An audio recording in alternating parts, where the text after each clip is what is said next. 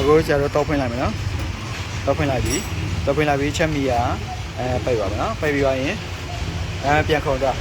နော်ဒါဆိုလို့ရှိရင်တော့ तू ကအဲ့လိုအဲ့ဒါဆိုလို့ရှိရင်ကျတော့ဘာအဲ့ဒါလဲဖတ်ကြည့်မယ်နော်ဖတ်ပြီးသွားရင်အဲ့ဒီကောင်ဆရာအရင်ရှင်းရမယ်မဟုတ်လို့ရှိရင် तू ကဆက်ကမှတ်မှာမဟုတ်ဘူးအဲ့တော့အခုဆိုရင် तू ပြန်တစ်ချက်ခေါင်းဆရာရေးကြည့်မယ်နော်တေးပါပြီနော်စာရေးမယ်တေးနေတော့လေချာခုံရှစ်ချက်နော်ရှစ်ချက်ခုံနော်ဒါတစ်ခါထပ်ကြည့်မယ်တေးနေတော့လေချာခုံရှစ်အဲ့ဒါချက်လဲရှစ်ချက်ကြီးပဲတောက်ချောက်ခုံအဲ့ဒါဆိုလို့ရှိရင်ဘာပြည့်ကျလဲTV စင်တာဒါဆိုဆရာ TV စင်တာလေးချက်စစ်ကြည့်ဟုတ်ပြီနော်အခုဒီမှာဆရာတို့ကခဏပြည့်ချက်ကိုရှစ်ချက်ခုံနော်ရှစ်ချက်ခုံလို့ဆိုဆရာတို့ကဒီကောင်ကိုဘာလုပ်မလဲကြည့်မယ်နော်ကြည့်မယ်ဆိုတော့ဒီမှာအစွန်နှစ်ဖက်ပေါ့အစွန်နှစ်ဖက်ဒီအပေါင်းနှုတ်ပေးတဲ့ကောင်မဟုတ်လားနော်ဆင်းလေးပေါ်အနှုတ်ဒီဝါလေဝါလီကအပေါင်းအခုဆရာတို့တန်းကြည့်နော်ပင်ရထားပြီးတော့ပင်နှချောင်းထည့်မယ်ပင်ချောင်းထည့်ပြီးတော့ဒီမှာပါတီချောင်းထိုးမယ်ဟုတ်ပြီနော်ပြောလို့ရှိရင်ဆင်းလေးပေါ်ချောင်းထိုးမှာဟုတ်နော်ထိုးပြီးတော့ဆရာတို့ထောက်တန်းကြည့်မယ်နော်ဒီမှာအနှုတ်ဆင်းလေးပေါ်ဒီအနှုတ်ဆင်းလေးပေါ်ကအနှုတ်ပါနီကအပေါင်းနော်ထောက်တန်းကြည့်တော့ဖွင့်မယ်5ဖို့ရှိတယ်ဒါဆိုလို့ရှိရင် TV စင်တာတော့သူအပေါင်း5ဖို့မပေးဘူးလားပေးတယ်အပေါင်း5ဖို့ပေးဒါဆိုရင်တော့သူကကောင်းတယ်ပေါ့နော်ဒါဆိုရင်ဆရာတို့ TV စင်တာလေးကိုထည့်လိုက်မယ်နော်ထည့်ပြီးတော့ဆက်ရအောင်ဆရာတို့က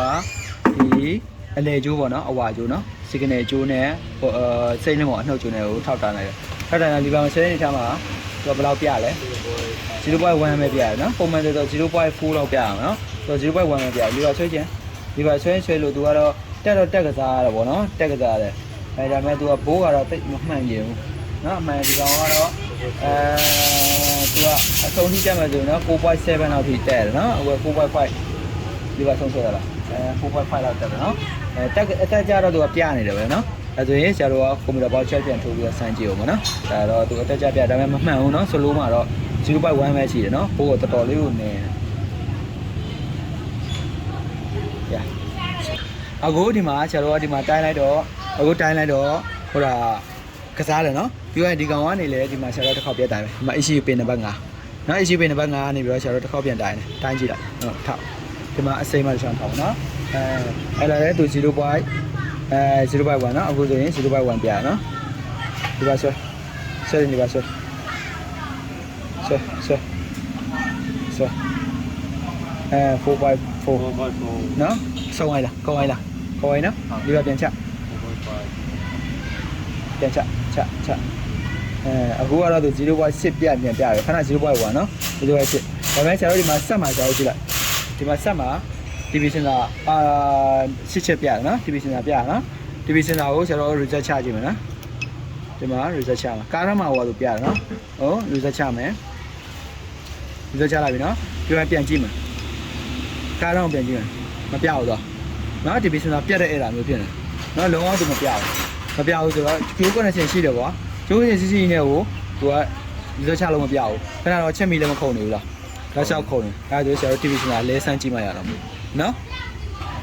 ဟိုဆရာတို့ဒီ TV စင်တာအသစ်လေးထည့်ဆန်းကြည့်မယ်နော်ဒီလက်ချလည်းမပြဘူးနော် TV စင်တာအသစ်လေးထည့်မယ်ဒီရောက်ထည့်မယ်ထည့်လိုက်နော်ထည့်ပြီးတော့ဆရာတို့တစ်ခါပြန်စစ်ကြည့်မယ်နော်အခုဒီမှာနော်ဆရာတို့အခု TV စင်တာလဲလိုက်တယ်နော် TV စင်တာလဲလိုက်ပြီနော်အခုဒီမှာကြည့်မယ်နော်လွတ်လိုက်ဟို TV စင်တာလဲလိုက်ပြီနော် TV စင်တာလဲလိုက်ပြီတော့မှအခုဒီမှာဆရာတို့ကြည့်မယ်နော်ဘိုးကမကြည့်မယ်နော်အခုတော့ဖွင့်ဘယ်လောက်ပြရင်0.1 ဟုတ် 0.1 ဆိုတော့ဘိုးကတအားမနေနေဘူးလားဘိုးတအားနေနေတယ် 0.1 ဆိုတော့အဲ့တော့ 0.1 ဆိုရင်သူကဘာဖြစ်နေလဲဆရာတို့ TV စင်တာလဲလိုက်ပြီနော် TV စင်တာလဲလိုက်တာတော့မှနော်ဆရာတို့ TV စင်တာလဲတော့မှချက်မီရပါဖြစ်နေတယ်ခုံနေတော့မယ်နော် TV စင်တာလဲလိုက်ပြီကျိုး90လဲရှိတယ်ကျိုး90လဲရှိတယ် TV စင်တာလဲလဲပြီးသွားပြီဒါပေမဲ့ချက်မီကပြောက်လားမပြောက်ဘူးနော်မပြောက်ရတဲ့ error ပေါ့နော်အဲ့ဒီ error လေးကဘာဖြစ်နေလဲဆိုတော့အခုဆရာတို့ဒီမှာတိုင်းကြည့်လိုက်တော့သူကဘယ်နှဘိုးပြနေလဲ 0.1 မတရားပြန်ကြည့်မယ်နော်အခုမီတာကိုဆရာတို့က20မှာထားမယ်အနှုတ်ကိုစိမ့်လင်းပေါ်မှာထားမယ်ပြီးရင်အပေါင်းကို နော်ဒီ1ဒီမှာကျိုးပြတ်မှာကြောက်လို့ဆရာတို့ဒီမှာတိုင်းတယ်ဒီမှာ 0.1 ပဲရှိတော့နော်ဒါပေမဲ့ဆရာတို့ဒီမှာဆွဲကြည့်မယ်နော်ဒီမှာဆွဲရင်ဒီမှာကစားဟုတ်လားကစားတယ်နော်ကစားတယ်ဒါပေမဲ့ဒါ TV စင်တာမှာအပြစ်မရှိဘူးနော် TV စင်တာအစ်စ်နော်အကောင်ကြီးဒါပေမဲ့လည်း तू ကချက်မီရလုံးမပြတ်ပါဘူးဘာကြောင့်မပြတ်လဲဆို 0.1 ဆိုတော့ဘိုးမရှိတဲ့အနေထားမျိုးဖြစ်နေပြီလားဖြစ်နေတဲ့ခါကျတော့ဒီ TV စင်ဒီဗာလေ TV စင်တာကနေပြီးတော့မှဗာလေဆိုရင် error ဘိုးမပြတ်ဘိုးမရောက်နေဘူးပေါ့ကွာ 0.4 ဘိုးမပြနေတော့ तू က TV စင်တာဒီ signal ကြိုးလေးပြက်နေတယ်လို့ तू ကမယူဆဘူးလားသူကဗိုးတာမနေနေလားဒီမှာကြည့်ဗိုးတာမနေနေလားနေနော် 0.1 ဒါဆိုရင် तू က TV စင်တာ signal ကြိုးလေးပြက်နေတယ်လို့ပုံစံမျိုးမတက်ရောက်နေဘူးလားတက်ရောက်နေတော့ချက်မြအများနဲ့မခုံနေဘူးလားခုံနေနော်ဒါဆိုရင်ဆရာတို့ဒီမှာချက်ကြည့်မယ်နော်ဒီမှာချက်ကင်တာဒီမှာချက်ကင်တာမယ်နော်ကင်တာပြန်ရင်ချက်ရက်လိုက်အခုဒီမှာ 0.1 နော်ဒီမှာ 0.1 နော် 0.1 ဖြစ်နေတဲ့အချိန်မှာ 0.1 ဖြစ်နေတဲ့အချိန်မှာတော့ချက်မီမခုံနေဘူးလားခုံနေတယ်နော်အခုဒါ TV စင်တာလည်းကောင်းတယ် TV စင်တာတစ်ထဲတာနော်ချက်မီလည်းဒီ connection လည်းကောင်းတယ် connection လည်းကောင်းကြီးနဲ့ဟိုမပြဘူးတော့မပြဘူး reset ချလည်းသူမပြဘူးအဲဒီတော့ဆရာတို့တော့ပိတ်လိုက်မယ်တော့ပိတ်ပြီးလိုက်မယ်နော်တော့ပိတ်လိုက်ရဆိုတော့ပြန်ဖွင့်မယ်နော်တော့ပြန်ဖွင့်မယ်အခု 0.1 ပဲဖြစ်နေတော့ငါချက်မီကဘာဖြစ်နေမယ်ဆိုပြန်ခုံနေလိုက်မယ်TV စင်တာအစ်စ်ကျိုး connection လည်းကောင်းတယ် ECU လည်းကောင်းတယ်ဘာကြောင့်ချက်မီကခုံနေလဲ 0.1 ဖြစ်နေလို့သူကဘယ်လောက်ဖြစ်ရမလဲ 0.4 အနည်းဆုံးဖြစ်ရမယ်ဟုတ်ဒါဆိုဆရာတို့တော့ပိတ်လိုက်မယ်အခုဒီမှာတွေ့ရနော်ဒီမှာ 0.3 တလား 0.3 ရောက်တဲ့ခါကျရင်ချက်မီမကြည့်အခုဆရာတော့ပိတ်ရမယ်နော်တော့ဖွင့်မယ်နော်အခုချက်မီကိုပြန်ကြည့်ချက်မီခုံသေးလားခုံတော့ချက်မီခုံသေးလားမခုံတော့ဘူး 0.3 လောက်ထားမှအနည်းဆုံး 0.3 လောက်ထားမယ် 0.3 လောက်ထားမှချက်မီပြောက်တယ်ဟုတ်လားအဲ့တော့ဆရာတို့ဘိုး signal ကြိုးလေးကိုတန်းကြည့်မယ် 0.3 လောက်အနည်းဆုံးရှိရမယ်မှန်နော်အခုဆရာ 0.2 မှထားလိုက်မယ်နော်ဒီမှာ2မှထားလိုက်မယ်နော်ဒါ2နော်ဟုတ်ပြီဆရာတော့ပိတ်လိုက်မယ်တော့ပြန်ဖွင့်ကြည့်မယ်တော့ဖွင့်မယ်နော် 0.2 မှထားလိုက်နော်ကဲချက်မီကိုပြန်ကြည့်မယ်ချက်မီကိုကြည့်မယ်နော် 0.2 ဟုတ်ပြီနော် 0.2 ပါဒါ2ဆိုရသေးတယ်ရတယ်နော်ကဲဒါဆိုရင်ဆရာတော့ချက်ပြန်ပိတ်မယ်တော့ချက်ပြန်ပိတ်ပြီးတော့တစ်ချက်ပြန်ဆက်ကြည့်မယ်နောက်တစ်ခေါက်ချက်မီခုံသေးလားလို့2မှမခုံဘူးနော်2မခုံဘူးဒါဆိုရင်2နည်းနည်းလေးရှာချော့လိုက်မယ်နည်းနည်းချော့လိုက်မယ်20မှထားမယ်နော်2019ဟုတ်ပြီဒါဆိုတစ်ခေါက်ပြန်ဆက်မယ်နော်18ဒါဆိုရင်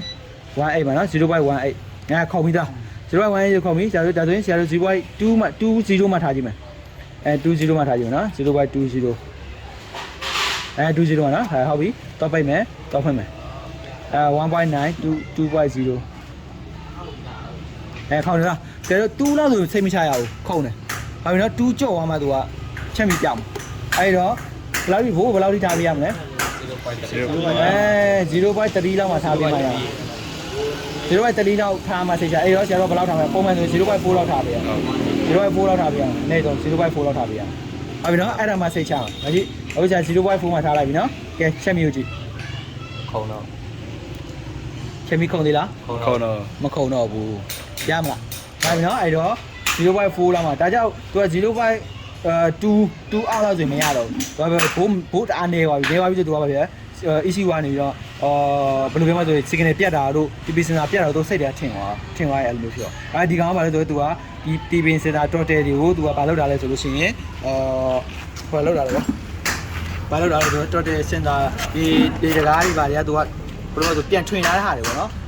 နော်သူတို့ဘာလဲဆိုရင်ဟောမြင့်နေနော်လူငယ်ဘိန်းတွေလောက်လာတဲ့ဟာတွေဆိုတော့ဒီတကားတွေမမှန်တော့ဘူးမမှန်တော့ကကြတော့ TV degree တွေပါလိုက်မလွဲကုန်လား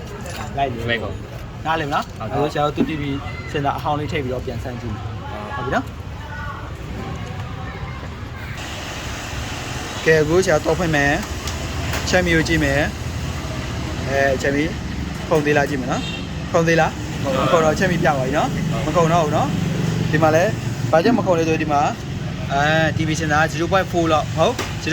0.4 လောက်အနည်းဆုံးမရှိရဘူးလားရှိရမယ်နော်ဘယ်ကျိုးနဲ့ဘယ်ကျိုးလဲစိမ့်လင်းမော်ကျိုးနဲ့ signal ကျိုး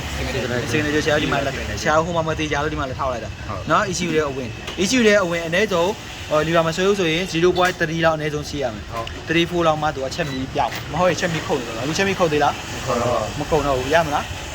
ရမယ်နော်ချက်မီခုံခဲ့ရင် TV စင်တာလဲလို့လည်းမပြောက်ရင်အဲ့ဒါလေးကိုသတိထားပြီးဘိုးတိုင်းကြည့်လိုက်